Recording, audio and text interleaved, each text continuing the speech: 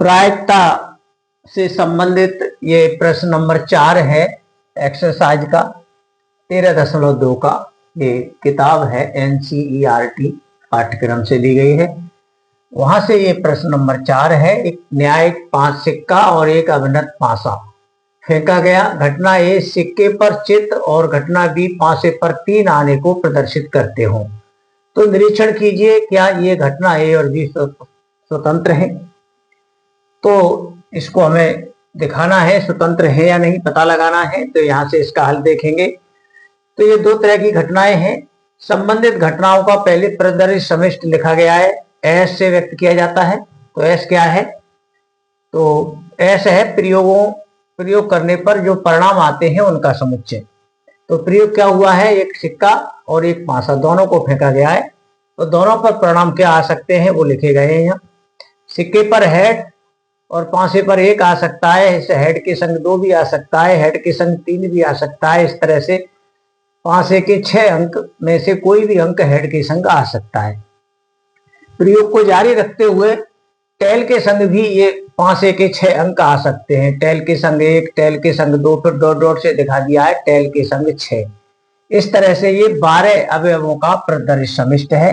इस प्रदर्शित समिष्ट से 2 घटनाएं घटती हैं, एक ए और बी।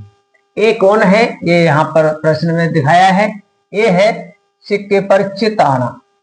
तो चित आने वाली ये घटनाएं लिखी हैं। ये जो अवयव हैं चित आने वाले ये सब यहाँ ए में आएंगे। एक चित के संग पासे पर कोई भी अंक आ सकता है। सिक्के पर जब जब है चित आएगा पासे पर कोई भी हो उस घटना को ए नाम दिया गया है। इस तरह से ये 6 तक जाएगा, 6 कोमा वो H,6। तो ये घटना ए है, ये 6 अवयवों की। और बी घटना है पासे पर 3 का अंक। सिक्के पर कुछ भी हो पासे पर 3 का अंक आए, जैसे हेड के संग 3 आ सकता है और टेल के साथ भी 3 का अंक आ सकता है। इस घटना को नाम दे दिया गया है। इनमें ये अवयव दोनों जगह पाया जाता है। इसे ए इंटरसेक्शन भी लिखेंगे। ये है H,3। अब इन तीनों घटनाओं की प्रायिकताएं लिखेंगे। PA एक घटना की प्रायिकता या किसी भी घटना की प्रायिकता उस घटना के समुच्चय में अवयव अपॉन संबंधित प्रतिदर्श समिष्ट में अवयव। एस में अवयवों की संख्या ए में अवयव देख रहे हैं हमें 6 और एस में अवयव हैं 12। ये 12 अवयव हैं एस में। इस तरह से ये 1/2 आया। बी घटना की प्रायिकता को PB से व्यक्त करेंगे और NB अपॉन NS। N कहते हैं नंबर ऑफ एलिमेंट अवयवों की संख्या को, B में अवयवों की संख्या। B ये जो घटना है उसमें 2 अवयव हैं और S में 12 अवयव हैं। इस तरह से ये 1/6 आया।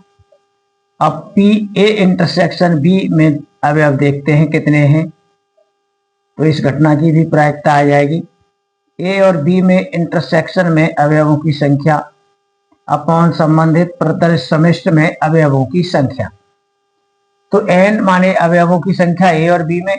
कितने अवयव हैं इंटरसेक्शन में? केवल 1 अवयव है और ये 12 अवयवों का प्रदर्शित समिष्ट है। जहां इनका गुणा करके देखेंगे ए और बी की प्रायिकताओं का। PA इंटू PB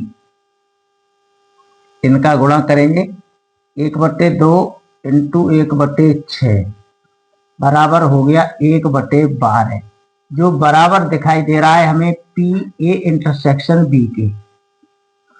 जब PA इंटू PB बराबर PA इंटरसेक्शन B होता है तब A और B स्वतंत्र होती है। अतः A तथा B स्वतंत्र हैं। यदि ये बराबर ना आते, कम ज्यादा होते, तो स्वतंत्र नहीं है। स्वतंत्र। ये प्रश्न पूरा हुआ। धन्यवाद।